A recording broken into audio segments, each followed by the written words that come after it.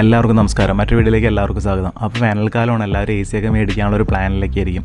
അപ്പോൾ ഏത് AC മേടിക്കണം എന്നൊക്കെയുള്ള കൺഫ്യൂഷനൊക്കെ ഒരുപാട് പേരുണ്ടാവും. അപ്പോൾ അങ്ങനെയുള്ളവർക്ക് വേണ്ടിയിട്ടാണ് ഈ വീഡിയോ. മാർക്കറ്റിൽ നിന്ന് ഒരുപാട് ബ്രാൻഡുകളും മോഡലുകളും വേരിയൻറ്റുകളൊക്കെ ഉണ്ട്. അപ്പോൾ ഇതിൽ ഏതായിരിക്കും നല്ലത്, നമുക്ക് പറ്റിയ AC ഏതാണ്, 1 ton ആണോ 1.5 ton ആണോ കപ്പാസിറ്റി വേണ്ടത്, അതുപോലെ 3 star ആണോ 5 star ആണോ ബെറ്റർ, ഇതിൻ്റെ പവർ കൺസപ്ഷൻ എത്രയൊക്കെ വരുന്നുണ്ടോ, അപ്പോൾ തന്നെ ഇൻസ്റ്റാൾ ചെയ്യുമ്പോൾ ശ്രദ്ധിക്കേണ്ട കാര്യങ്ങൾ എന്തൊക്കെയാണ്.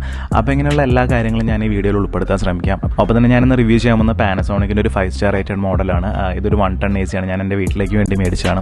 അപ്പോൾ ഇതിൻ്റെ ഒരു റിവ്യൂവും കൂടിയാണ് ഈ വീഡിയോ. അപ്പോൾ ഈ വീഡിയോ കുറച്ച് ലെങ്തി ആയിരിക്കും. പരമാവധി എല്ലാവരും സ്കിപ്പ് ചെയ്യാതെ കാണാൻ ശ്രമിക്കാം. വീഡിയോ ഞാൻ ചാപ്റ്റേഴ്സ് ആയിട്ടാണ് കൊടുക്കുന്നത്. അപ്പോൾ നിങ്ങൾക്ക് ഇഷ്ടമുള്ള സെക്ഷനിലേക്ക് നിങ്ങൾ നാവിഗേറ്റ് ചെയ്ത് പോകാവുന്നതാണ്. അപ്പോൾ വീഡിയോയിലേക്ക് കിടക്കുന്നതിന് എല്ലാവരും ദയവായിട്ട് നമ്മുടെ ചാനലൊന്ന് സബ്സ്ക്രൈബ് ചെയ്യുക.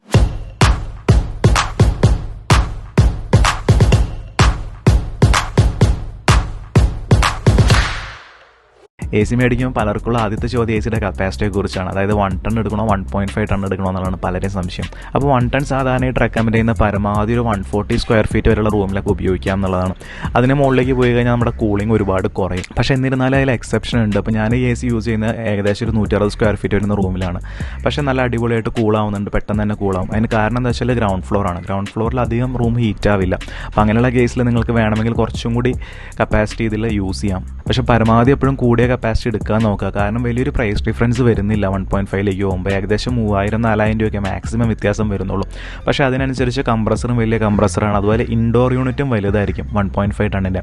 അപ്പോൾ നമുക്ക് റൂമിലൊക്കെ വയ്ക്കുമ്പോൾ കുറച്ചും കൂടി നല്ലൊരു എസ്തെറ്റിക്സ് ഉണ്ടാവും. അതായത് കാണാൻ കുറച്ചും കൂടി ലുക്കായിരിക്കും. അത് എല്ലാ ബ്രാൻഡുകൾക്കും ഇല്ല കേട്ടോ. ചില ബ്രാൻഡുകൾക്ക് 1.5 1ൻ്റെയൊക്കെ ഇൻഡോർ യൂണിറ്റ് സെയിം ആയിരിക്കും. പക്ഷേ LG പോലുള്ള ബ്രാൻഡുകളിലൊക്കെ വലിയ ഇൻഡോർ യൂണിറ്റാണ് വരുന്നത് 1.5 ടണ്ണിൽ.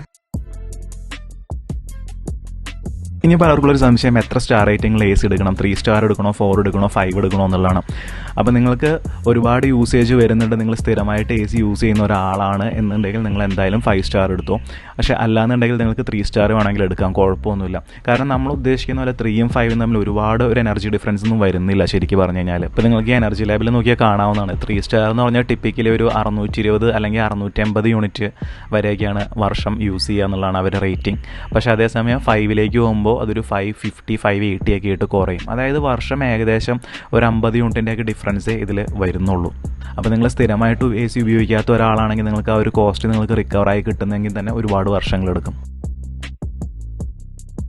ഇനി എന്താണ് എനർജി ലേബിളിൽ കാണുന്ന കറണ്ട് യൂസേജും കൂടി ഞാൻ പറഞ്ഞുതരാം. ഇവർ ഈ പറയുന്ന യൂണിറ്റ് എന്ന് പറയുന്നത് ഇവരൊരു സ്റ്റാൻഡേർഡ് ടെസ്റ്റ് കണ്ടീഷനിൽ 1600 മണിക്കൂർ ഇവർ യൂസ് ചെയ്യുമ്പോൾ വരുന്നൊരു കറണ്ടിൻ്റെ ഉപയോഗമാണ്. അപ്പോൾ ആ ഒരു ഇത് വെച്ചിട്ട് നിങ്ങളുടെ യൂസേജ് വെച്ചിട്ട് നിങ്ങൾ കാൽക്കുലേറ്റ് ചെയ്ത് നോക്കാം നിങ്ങൾക്കിത് ലാഭകരമാണോ 5 സ്റ്റാറിലേക്ക് പോകുന്നത് എന്നുള്ളത്. ഇതൊരു ആക്യുറേറ്റ് ഫിഗർ അല്ല. നമ്മൾ കറക്റ്റ് AC ഉപയോഗിക്കുമ്പോൾ 620 യൂണിറ്റ് വർഷം ആവുള്ളൂ എന്നുള്ളതല്ല. ഇത് നിങ്ങൾ ഉപയോഗിക്കുന്ന റൂമിൻ്റെ സൈസ്, അതുപോലെ അവിടുത്തെ ടെമ്പറേച്ചർ, ഫസ്റ്റ് ഫ്ലോർ ആണോ അതോ ഗ്രൗണ്ട് ഫ്ലോർ ആണോ എന്നുള്ളതിനൊക്കെ ഡിപ്പെൻഡ് ചെയ്തിരിക്കും. അടുത്ത കൺവേർട്ടബിൾ ഫീച്ചർ. ഈ അടുത്തിടെയായിട്ട് നമ്മൾ കണ്ടു തുടങ്ങുന്ന ഒരു ട്രെൻഡാണ് 5-in-1 6-in-1 7-in-1 എന്നൊക്കെ പറഞ്ഞ് കൺവേർട്ടബിൾ എന്ന് പറയുന്നൊരു ഓപ്ഷൻ ACകളിൽ കൊടുക്കുന്നത്.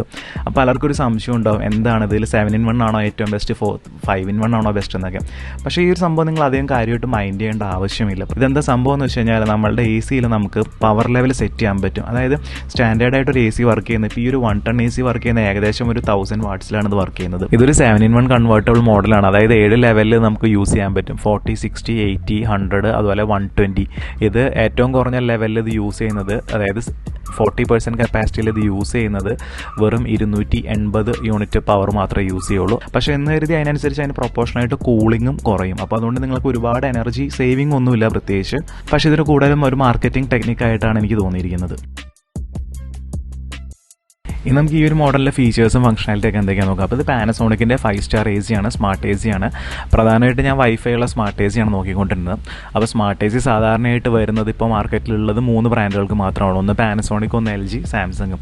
അതിൽ പാനസോണിക്കും LG ആയിരിക്കും കുറച്ചും കൂടി ബെറ്റർ ബ്രാൻഡുകൾ. സാംസങ് പൊതുവെ ഒരുപാട് കംപ്ലയിൻറ്റ്സ് വരുന്നുണ്ടെന്നാണ് കേൾക്കുന്നത്. ഒരുപാട് നല്ല റേറ്റിംഗ് റിവ്യൂസൊക്കെ ഉള്ളത് പാനസോണിക്കിനാണ് LGയെക്കാളും ഒക്കെ. പക്ഷേ LG നല്ല ബ്രാൻഡ് തന്നെയാണ്. ക്വാളിറ്റി വൈസ് LG ആണ് കുറച്ചും കൂടി ബെറ്റർ എന്ന് എനിക്ക് തോന്നിയിട്ടുണ്ട് പാനസോണിക്കിനേക്കാൾ.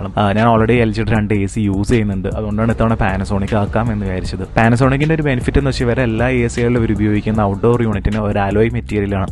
അതായത് സാധാരണ ACകളിലൊക്കെ പെയിൻ്റ് ആണ് കോട്ട് ചെയ്തിരിക്കുന്നത്. പക്ഷേ ഇത് അലോയ് മെറ്റീരിയൽ ആയതുകൊണ്ട് നിങ്ങൾക്ക് ഔട്ട്ഡോറിൽ എവിടെ വേണമെങ്കിലും കൊണ്ടുപോയി വയ്ക്കാം.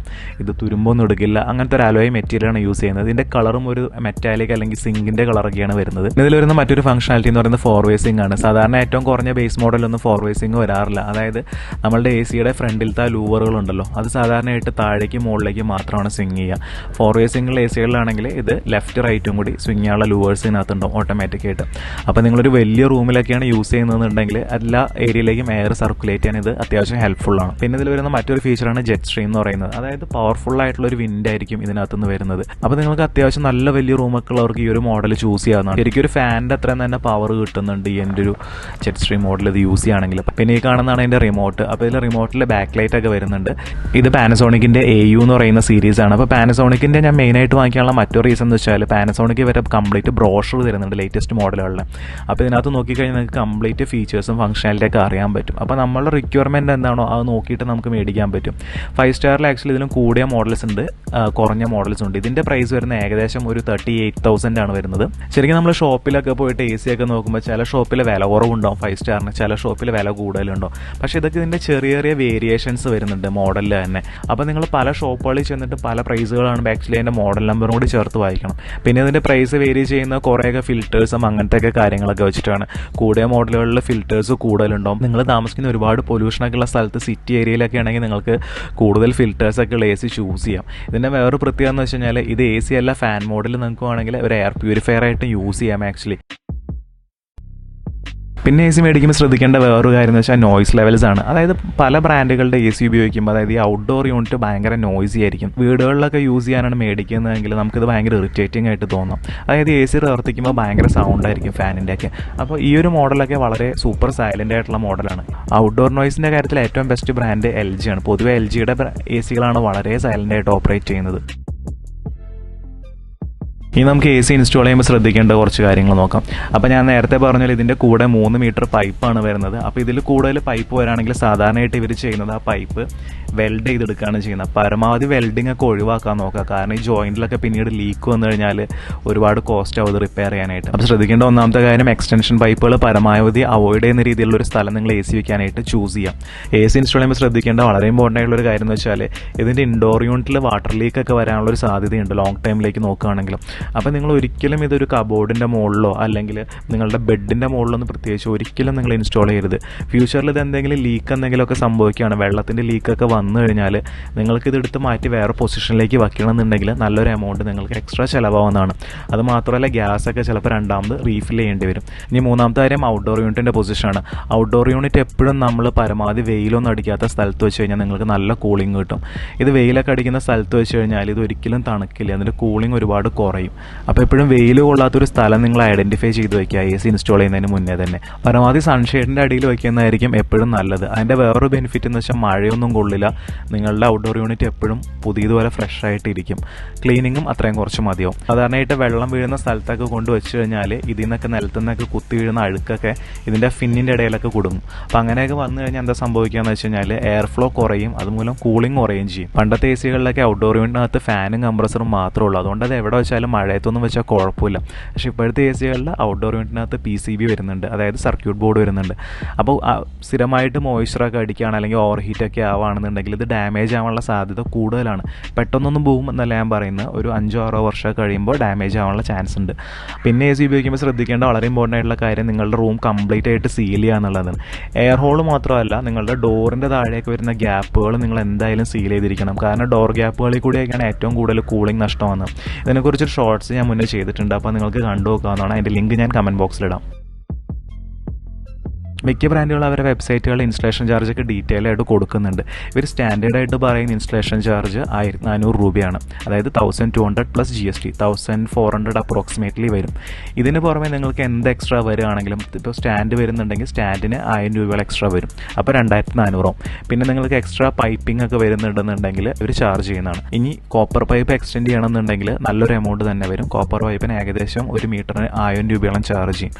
അപ്പോൾ നിങ്ങൾ പരമാവധി ഇങ്ങനത്തെ എക്സ്റ്റേണൽ ആയിട്ടുള്ള കേബിളുകളും ഇതൊക്കെ കുറയ്ക്കാൻ നോക്കാം. കൂളിങ്ങിനും ബെറ്റർ അത് തന്നെയാണ്. അപ്പോൾ നിങ്ങളെപ്പോഴും AC ഇൻസ്റ്റാൾ ചെയ്യേണ്ട സ്ഥലം പ്രോപ്പറായിട്ട് എപ്പോഴും ഐഡൻറ്റിഫൈ ചെയ്ത് വയ്ക്കുക എന്നുള്ളത് വളരെ ഇമ്പോർട്ടൻ്റ് ആയിട്ടുള്ളൊരു കാര്യമാണ്. ഇനി പലർക്കും ഒരു സംശയമായിരിക്കും ഏത് ബ്രാൻഡ് എ സിയാണ് നല്ലത് എന്നുള്ളത്. അങ്ങനെ പ്രത്യേകിച്ച് ഒരു ബ്രാൻഡ് എനിക്ക് സജസ്റ്റ് ചെയ്യാനില്ല. ഞാൻ സാധാരണയായിട്ട് യൂസ് ചെയ്യുന്ന LG Panasonic ഒക്കെയാണ് ഞാൻ പ്രിഫർ ചെയ്യാം. പക്ഷേ ഏത് ബ്രാൻഡ് മേടിക്കുമ്പോൾ നമ്മൾ ശ്രദ്ധിക്കേണ്ട ഒരു പ്രധാന കാര്യം എന്ന് വെച്ചാൽ സർവീസാണ്. ഇപ്പോൾ ചില റെയർ ആയിട്ടുള്ള ബ്രാൻഡ് ഡയക്കിൻ, മിസ്റ്റുബിഷി പോലുള്ള ബ്രാൻഡുകളൊക്കെ മേടിച്ചു കഴിഞ്ഞാൽ നിങ്ങളുടെ സിറ്റിയിൽ അതിന് സർവീസ് ഉണ്ടോ നിങ്ങൾ എൻഷുർ ചെയ്യാം. ഇപ്പോൾ കൊച്ചി പോലുള്ള സിറ്റിയിലൊക്കെ താമസിക്കുന്നവർക്ക് ഏത് ബ്രാൻഡ് എടുത്താലും ഒരുപോലെയാണ്. കാരണം എന്താ വെച്ചാൽ ഇവിടെ എല്ലാ ബ്രാൻഡുകൾക്കും സർവീസ് കിട്ടും. പക്ഷേ അല്ലാത്ത സ്ഥലങ്ങളിലൊക്കെ ഉള്ളവർ ശ്രദ്ധിക്കേണ്ട ഒരു കാര്യം എന്ന് വെച്ചാൽ നിങ്ങൾ എടുക്കുന്ന ബ്രാൻഡിന് നിങ്ങളുടെ സ്ഥലത്ത് സർവീസ് ഉണ്ടോ എന്നുള്ളതാണ്. അപ്പോൾ LG Panasonic കാര്യത്തിൽ ബെറ്ററാണ്. കാരണം വളരെ കോമൺ ആയിട്ടുള്ള സർവീസ് നെറ്റ്വർക്കാണ് ഇവർക്കുള്ളത്. അതുമാത്രമല്ല പാനസോണിക്കും LG ഒക്കെ അവരുടെ ബ്രാൻഡ് ഡയറക്റ്റ് ആയിട്ടാണ് AC സർവീസ് ചെയ്യുന്നത്. നിങ്ങളതുപോലെ AC സർവീസ് ചെയ്യാൻ നോക്കിയിട്ട് എന്തെങ്കിലും നെഗറ്റീവ് അനുഭവങ്ങളൊക്കെ ഉണ്ടെങ്കിൽ താഴെ കമൻറ്റ് ചെയ്യാവുന്നതാണ്. ഒപ്പം തന്നെ നിങ്ങൾ മേടിച്ച ബ്രാൻഡ്, നിങ്ങൾ ഉപയോഗിക്കുന്ന ബ്രാൻഡുകളെ കുറിച്ചുള്ള കമൻറ്റ്സ് നിങ്ങൾക്ക് താഴെ ഇടാവുന്നതാണ്. മറ്റുള്ളവർക്ക് ഇത് ഹെൽപ്ഫുൾ ആവുന്നതാണ്. ഇനി അടുത്തായിട്ട് നമുക്ക് ഇതിൻ്റെ സ്മാർട്ട് ഫീച്ചേഴ്സിലേക്ക്. അപ്പോൾ നേരത്തെ ഞാൻ പറഞ്ഞൊരു സ്മാർട്ട് AC ആണ്. അപ്പോൾ എന്തൊക്കെ ബെനിഫിറ്റ്സ് ഉണ്ട് സ്മാർട്ട് AC കൊണ്ട്? പ്രധാനമായിട്ടും നമുക്ക് ഇതിൻ്റെ ഒരു ബെനിഫിറ്റ് എന്ന് വെച്ച് കഴിഞ്ഞാൽ നമുക്ക് മൊബൈൽ ആപ്പ് വഴി കൺട്രോൾ ചെയ്യാൻ പറ്റും എന്നുള്ളതാണ്. രണ്ടാമത്തെ ഒരു കാര്യം എന്ന് വെച്ച് കഴിഞ്ഞാൽ നമുക്ക് ഇതിൻ്റെ എനർജി കൺസംഷൻ, അതായത് ഓരോ ദിവസം എത്ര യൂണിറ്റ് വൈദ്യുതി ഉപയോഗിച്ചു എന്നുള്ളൊരു ഐഡിയ നമുക്ക് കിട്ടും. ഇതൊരു ഗ്രാഫായിട്ട് മിക്ക ബ്രാൻഡുകളുടെ ആപ്പിൽ കാണിക്കും. അപ്പോൾ നേരത്തെ ഞാൻ പറഞ്ഞ പോലെ LG, സാംസങ്, അതുപോലെ പാനസോണിക്, ഈ 3 ബ്രാൻഡുകളാണ് സ്മാർട്ട് AC മാർക്കറ്റിൽ നിന്ന് അവൈലബിൾ ആയിട്ടുള്ളത്. അപ്പോൾ നിങ്ങൾക്ക് മൊബൈലിൽ ഇൻസ്റ്റാൾ ചെയ്തിരിക്കുന്ന ഈ ആപ്പ് വഴി നിങ്ങളുടെ AC ഫുള്ളായിട്ട് കൺട്രോൾ ചെയ്യാൻ പറ്റും. പാനസോണിക്കിന് മിറ AI എന്ന് പറയുന്ന ആപ്പാണ് ഇവർ യൂസ് ചെയ്യുന്നത്. അപ്പോൾ ഇതിൽ എന്തൊക്കെ ഫീച്ചേഴ്സ് ഉണ്ടെന്ന് നമുക്ക് നോക്കാം. സാധാരണയായിട്ട് ACയുടെ റിമോട്ടിൽ വരുന്ന എല്ലാ ഫംഗ്ഷനാലിറ്റിയും നമുക്ക് ഈ ആപ്പിനകത്ത് വരുന്നുണ്ട്. ഡയറക്റ്റ്ലി നമുക്ക് കൺട്രോൾ ചെയ്യാൻ പറ്റും. ഉദാഹരണമായിട്ട് നിങ്ങൾ പുറത്ത് പോയി വീട്ടിലേക്ക് വരുമ്പോൾ നിങ്ങൾക്ക് വീട്ടിലെത്തുന്നതിന് മുന്നേ ഓട്ടോമാറ്റിക്കായിട്ട് AC ഓൺ ആക്കണം എന്നൊക്കെ ഉണ്ടെങ്കിൽ ഒരു ഫംഗ്ഷനാലിറ്റി ഭയങ്കര ഹെൽപ്ഫുള്ളാണ്. ഇനി അത് മാത്രമല്ല നിങ്ങൾക്ക് ഇതിനകത്ത് സ്കെഡ്യൂൾസ് സെറ്റ് ചെയ്ത് കൊടുക്കാൻ പറ്റും. അതായത് നമ്മൾ സ്ഥിരമായിട്ട് സെറ്റ് ചെയ്ത് കൊടുക്കുന്ന ഒരു ടൈമിനകത്ത് സ്ഥിരം എല്ലാ ദിവസവും AC ഓട്ടോമാറ്റിക്കായിട്ട് ഓണാവും അല്ലെങ്കിൽ ഓഫ് ആവും. ഇപ്പോൾ നിങ്ങൾ രാത്രി 11 മണി തൊട്ട് 6 മണി വരെ മാത്രമേ AC ഉപയോഗിക്കുന്നുള്ളൂ എന്നുണ്ടെങ്കിൽ ആ ടൈം നിങ്ങൾക്ക് ഇതിൽ സെറ്റ് ചെയ്ത് കൊടുത്തു കഴിഞ്ഞാൽ ഡെയിലി ആ ടൈം ആകുമ്പോൾ AC ഓണാവും, അതുപോലെ ഓഫ് ആവും. പിന്നെ അടുത്തൊരു കാര്യം എന്ന് വെച്ചാൽ നിങ്ങൾക്ക് ടെമ്പറേച്ചർ പ്രൊഫൈലുകൾ സെറ്റ് ചെയ്ത് കൊടുക്കാൻ പറ്റും. അപ്പോൾ നമുക്ക് ഓരോ മണിക്കൂറിലും ഇത്ര ടെമ്പറേച്ചർ വെച്ചിട്ട് ACയുടെ മാറണം എന്നൊക്കെ ഉണ്ടെങ്കിൽ നിങ്ങൾക്ക് അതും സെറ്റ് ചെയ്ത് കൊടുക്കാൻ പറ്റും. ഉദാഹരണമായിട്ട് പറയുകയാണെങ്കിൽ നമ്മൾ രാത്രി കിടന്ന് ഉറങ്ങുമ്പോൾ എല്ലാവരും വളരെ ലോ ആയിട്ടുള്ളൊരു ടെമ്പറേച്ചറിലായിരിക്കും AC യൂസ് ചെയ്യുക. അത് കഴിഞ്ഞിട്ട് ഗ്രാജുവലി ഇത് കൂടി വരുന്ന രീതിയിലേക്ക് ഒരു പ്രൊഫൈലൊക്കെ ഇതിൽ നമുക്ക് സെറ്റ് ചെയ്ത് കൊടുക്കാൻ പറ്റും ആ 8 hours വേണ്ടിയിട്ട്. ഇനി അടുത്തൊരു ഓപ്ഷൻ എന്ന് വെച്ച് കഴിഞ്ഞാൽ നിങ്ങൾക്ക് വീട്ടിലുള്ള അലക്സ അല്ലെങ്കിൽ ഗൂഗിൾ ഹോം ഒക്കെ ഉപയോഗിച്ചിട്ട് നിങ്ങൾക്ക് AC വോയിസ് വഴി കൺട്രോൾ ചെയ്യാൻ പറ്റും. സ്മാർട്ട് AC മേടിക്കുന്നതുകൊണ്ട് പിന്നെയും ഒരുപാട് പോസിബിലിറ്റീസ് ഉണ്ട്. ഇപ്പോൾ ഉദാഹരണം പറയുകയാണെങ്കിൽ ആൻഡ്രോയിഡ് ഫോണുകളിലൊക്കെ വരുന്ന ജിയോ ഫെൻസിങ് പോലുള്ള സംഭവങ്ങൾ നിങ്ങൾക്ക് ഇതായിട്ട് കണക്ട് ചെയ്യാൻ പറ്റും. അതായത് നിങ്ങളിപ്പോൾ ഓഫീസിലൊക്കെ പോയിട്ട് വരികയാണെങ്കിൽ നിങ്ങൾ വീടെത്താറാവുമ്പോൾ ഒരു ലൊക്കേഷൻ പറഞ്ഞു കൊടുത്തു കഴിഞ്ഞാൽ നിങ്ങൾ വിത്തിൻ ഇത്ര കിലോമീറ്റർ റേഡിയസിനകത്തൊക്കെ വരുമ്പോൾ AC തനിയെ ഓണാവുന്ന രീതിയിലൊക്കെ നിങ്ങൾക്ക് സെറ്റ് ചെയ്യാൻ പറ്റും. ഇനി വൈഫൈ ഉപയോഗിച്ച് ചെയ്യാവുന്ന മറ്റൊരു കാര്യം എന്ന് വെച്ചാൽ എനർജി മോണിറ്ററിംഗ് ആണ്. നിങ്ങൾക്ക് എല്ലാ ദിവസത്തെയും നിങ്ങളുടെ ACയുടെ കറണ്ട് യൂസേജ് നിങ്ങൾക്ക് കൃത്യമായിട്ട് ഗ്രാഫായിട്ട് കാണാൻ പറ്റും. അപ്പോൾ ഇത് വെച്ചിട്ട് നിങ്ങൾക്ക് നിങ്ങളുടെ യൂസേജിന് ഒരു ട്രാക്ക് ചെയ്യാനും അതുപോലെ ഏകദേശം ഒരു ഐഡിയ ഒക്കെ കിട്ടാൻ ഭയങ്കര ഹെൽപ്ഫുള്ളാണ്. ഇപ്പോൾ നിങ്ങൾക്ക് പവർ കൺസംപ്ഷൻ നോക്കിയാൽ മനസ്സിലാവും. ഈ ഗ്രാഫിനകത്ത് കാണുന്ന ഒരു ദിവസം 2.5 യൂണിറ്റ്സ് വെച്ചിട്ടാണ് അപ്രോക്സിമേറ്റ്ലി ഞാൻ യൂസ് ചെയ്യുന്നത് എന്നുള്ളതാണ്. അപ്പോൾ ഇതെന്ന് വെച്ചാൽ ഞാൻ ഒരു ദിവസം രാവിലെ 9 മണി തൊട്ട് 11 മണി വരെ ഏകദേശം ഒരു 26 ഡിഗ്രി സെൽഷ്യസിൽ AC ഉപയോഗിക്കുമ്പോൾ വരുന്ന ഒരു കറണ്ട് യൂസേജാണ് ഈ കാണുന്നത്. അപ്പോൾ ഇത് വെച്ചിട്ട് നിങ്ങൾക്ക് ഏകദേശം ഒരു ഐഡിയ കിട്ടുന്നുണ്ടാവും 5 സ്റ്റാർ AC മേടിച്ച് കഴിഞ്ഞാൽ എത്ര യൂണിറ്റ് കറണ്ടാണ് നമുക്ക് ഒരു മാസം വരാമെന്നുള്ളത്. അതായത് ഏകദേശം ഒരു മാസം ഒരു 60 യൂണിറ്റ് 70 യൂണിറ്റ് ഒക്കെയാണ് എനിക്ക് എക്സ്ട്രാ AC ഉപയോഗിക്കുന്നതുകൊണ്ട് കറണ്ട് ബില്ല് വരുന്നത്. ഇനി പലർക്കും ഒരു സംശയമാണ് AC എവിടെ നിന്ന് മേടിക്കണം, ഓൺലൈൻ മേടിക്കുന്നതാണോ അതോ നാട്ടിലുള്ള സ്റ്റോറുകളിൽ നിന്ന് മേടിക്കുന്നതാണോ ലാഭം എന്നുള്ളതാണ്. ഞാൻ എപ്പോഴും റെക്കമെൻഡ് ചെയ്യുക സ്റ്റോറിൽ നിന്ന് മേടിക്കാനാണ്. കാരണം എന്താ വെച്ച് കഴിഞ്ഞാൽ പല ഷോപ്പുകളും ഇപ്പോൾ നല്ല ഡിസ്കൗണ്ട് കൊടുക്കുന്നുണ്ട്. അതായത് ഓൺലൈനിലത്തെ സെയിം പ്രൈസ് തന്നെ മാച്ച് ചെയ്തിട്ട് ഇവർ കൊടുക്കുന്നുണ്ട്. അപ്പോൾ നിങ്ങൾ ഓൺലൈൻ നല്ലൊരു പ്രൈസ് കാണുകയാണെങ്കിൽ ആ സെയിം മോഡൽ നമ്പറുടെ ഷോപ്പിൽ ചോദിച്ചു കഴിഞ്ഞാൽ അവർ ആ പ്രൈസിലേക്ക് മാച്ച് ചെയ്ത് മിക്ക ഷോപ്പുകൾ നിങ്ങൾക്ക് ചെയ്തു തരും. അതുമാത്രമല്ല ഓൺലൈനൊക്കെ പല ACയുടെ റിവ്യൂസിൽ ഇതിൻ്റെ കൂടെയുള്ള കമ്പോണൻസ്, അതായത് കോപ്പർ പൈപ്പൊക്കെ മിസ്സിംഗ് ആണെന്ന് നമ്മൾ റിവ്യൂസിലൊക്കെ കണ്ടിട്ടുണ്ട്. അപ്പോൾ ടു ബി സേഫ് എപ്പോഴും ഷോപ്പിൽ നിന്ന് മേടിക്കുന്നതായിരിക്കും നല്ലത്. ഇപ്പോൾ കൊച്ചിയിലൊക്കെ ആണെങ്കിൽ നിങ്ങൾ ക്രോമ അല്ലെങ്കിൽ പിട്ടാപ്പിള്ളിലൊക്കെ വളരെ ബെസ്റ്റ് പ്രൈസാണ് ഓഫർ ചെയ്യുന്നത്. നിങ്ങൾക്ക് ട്രൈ ചെയ്ത് നോക്കാവുന്നതാണ്. ഞാൻ ക്രോമയിൽ നിന്നാണ് മേടിച്ചത്. കാരണം എനിക്ക് മറ്റെവിടെ കിട്ടുന്നതിനേക്കാൾ ഏറ്റവും നല്ല പ്രൈസ് ക്രോമയിൽ എനിക്ക് കിട്ടി. ഇനി നിങ്ങൾ ഓൺലൈൻ AC മേടിക്കാൻ ശ്രദ്ധിക്കേണ്ട മറ്റൊരു കാര്യം എന്ന് വെച്ചാൽ അതിൻ്റെ സ്റ്റാർ റേറ്റിംഗിൻ്റെ ഇയറാണ്. പല ഓൺലൈൻ വെബ്സൈറ്റുകളിലും ഓഫറിന് പഴയ മോഡൽ വിൽക്കുന്നത് ഞാൻ കണ്ടിട്ടുണ്ട്. അതിലൊരു പ്രശ്നം എന്താ വെച്ച് കഴിഞ്ഞാൽ ഇതിൻ്റെ സ്റ്റാർ റേറ്റിംഗ് ഓരോ 2 വർഷം കൂടുന്തോറും മാറിക്കൊണ്ടിരിക്കും. അപ്പോൾ കഴിഞ്ഞ വർഷത്തെ 5 സ്റ്റാർ ചിലപ്പോൾ ഈ വർഷത്തേക്ക് വരുമ്പോൾ അത് 4 സ്റ്റാറായി മാറിയിട്ടുണ്ടാവും.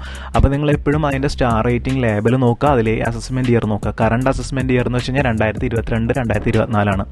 അപ്പോൾ ഈ വീഡിയോ ഇഷ്ടപ്പെട്ടെങ്കിൽ എല്ലാവരും നമ്മുടെ ചാനലൊന്ന് സബ്സ്ക്രൈബ് ചെയ്യുക. കൂടുതൽ എന്തെങ്കിലും സംശയങ്ങളൊക്കെ ഉണ്ടെങ്കിൽ നിങ്ങൾക്ക് കമൻറ്റ് ബോക്സിൽ ഇടാവുന്നതാണ്. പിന്നെ നിങ്ങളുടെ അഭിപ്രായങ്ങളും കമൻറ്റിൽ രേഖപ്പെടുത്തുക. അപ്പോൾ ഇതുപോലുള്ള കൂടുതൽ ഇൻട്രസ്റ്റിംഗ് വീഡിയോസ്, ഹെൽപ്ഫുൾ ആയിട്ടുള്ള വീഡിയോസൊക്കെ ഇട്ട് നമ്മൾ വീണ്ടും വരുന്നതായിരിക്കും. അതുവരേക്കും ബൈ.